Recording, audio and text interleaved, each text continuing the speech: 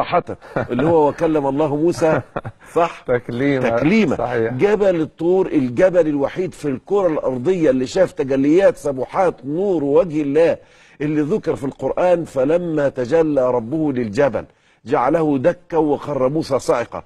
يبقى جبل بيدك بنور وجه الله، جبل شاف نور وجه الله، جبل طار كأنه شمسية كأنه ظلة جبل سمع كلام الله، جبل صعد عليه النبيين. ايه ده؟ لما ربنا سبحانه وتعالى يقول الكليم سيدنا موسى الكليم في القرآن اخلع نعليك انك بالوادي المقدس.